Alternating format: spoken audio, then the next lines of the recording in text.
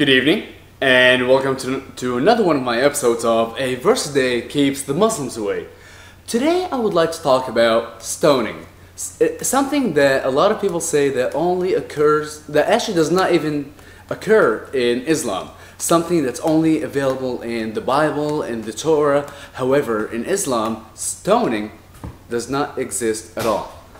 I checked in the Quran, and the word rajam is to stone, occurs 6 times. Whether it was in context, out of context, whatever, but it does occur. Somebody had said it never occurred.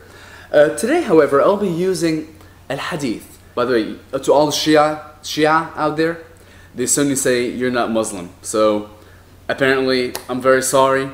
You're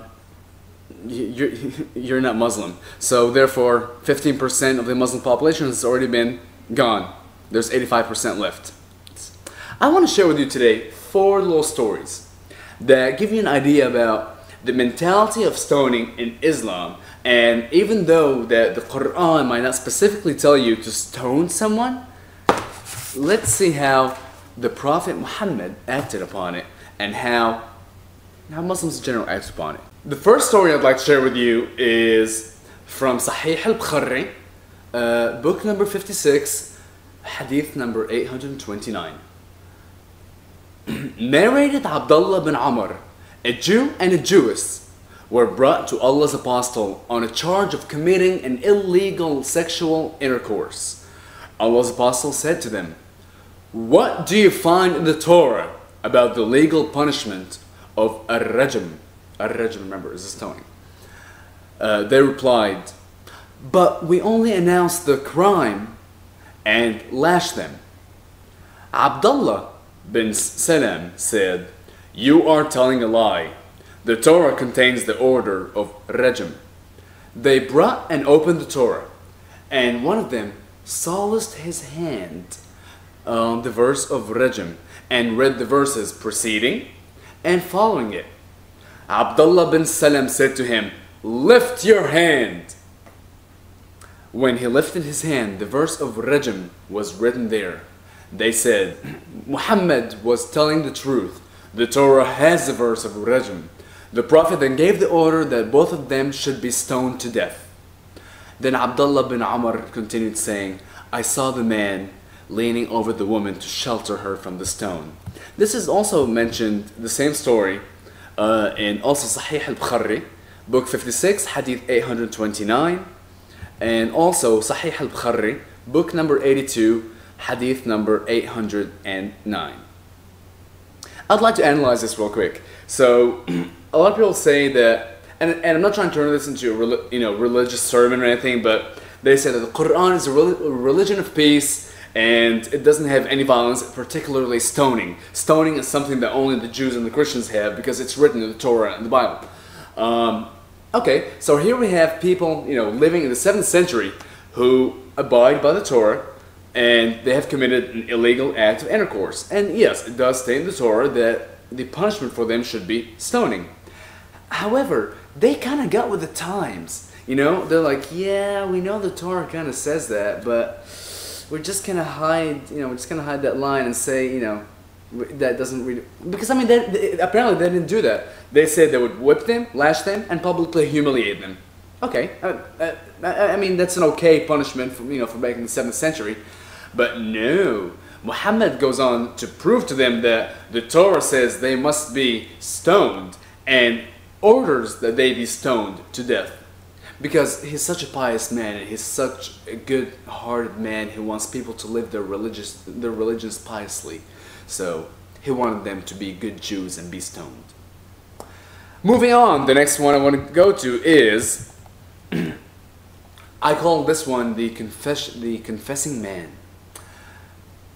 This is also Sahih al-Bukhari, book number 63, hadith number 195.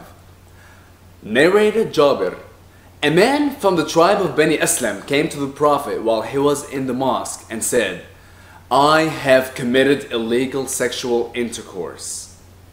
The Prophet turned his face to the side.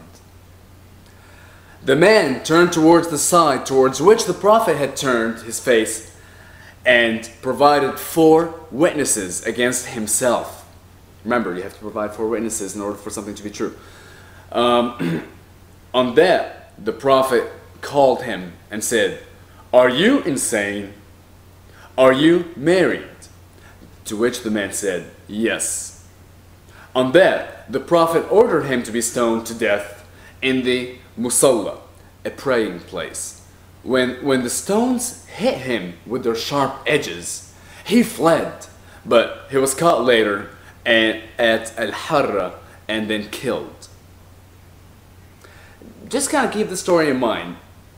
I will go back to it in just 1 second. Now, the next one I want to go to is also in Sahih al-Bukhari. It's kind of long, so I'm just going to summarize it for you. It's kind of like pretty much a long story, but it's located in Sahih al-Bukhari, book number 82, hadith number 826. Essentially, here's what happened. There was a man, and actually 2 men came up to the Prophet Muhammad. One of them was the father of a son who claimed that his son was a laborer working for this other man. Now, the son had slept with the man's wife. So for all intents and purposes, we'll refer to the one man as the father, the other one the husband.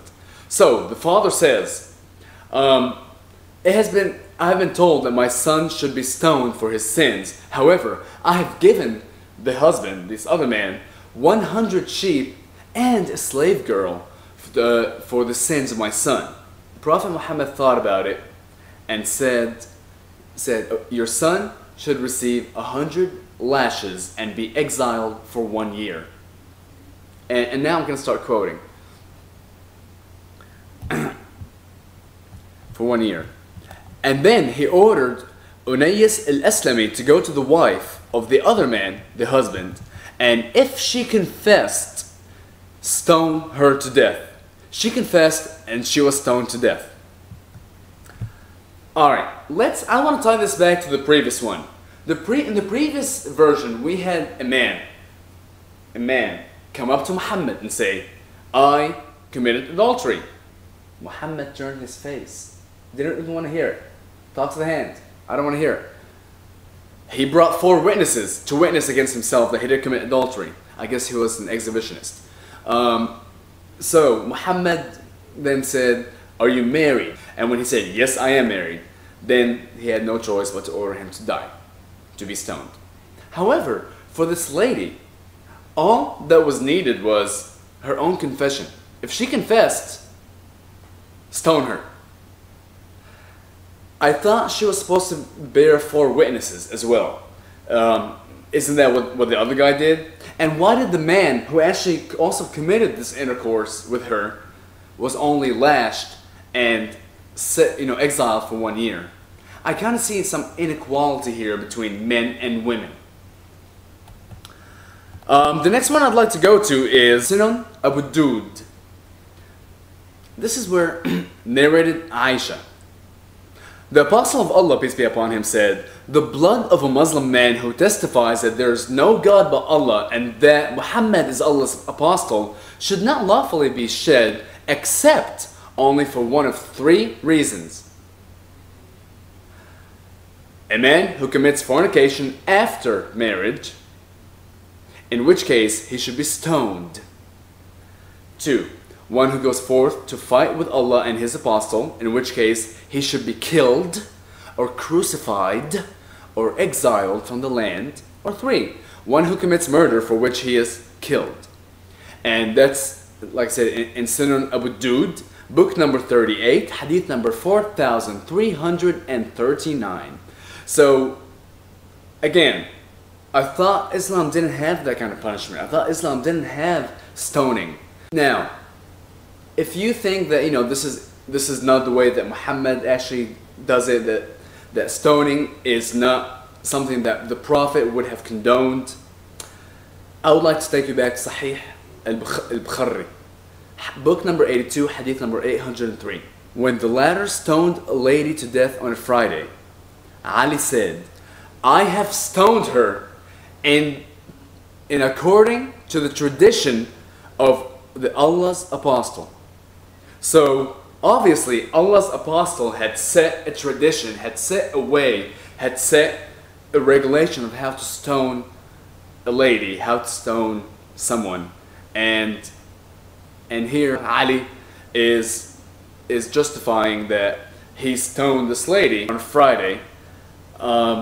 He did it properly. He did it the way that Muhammad had set forth for him.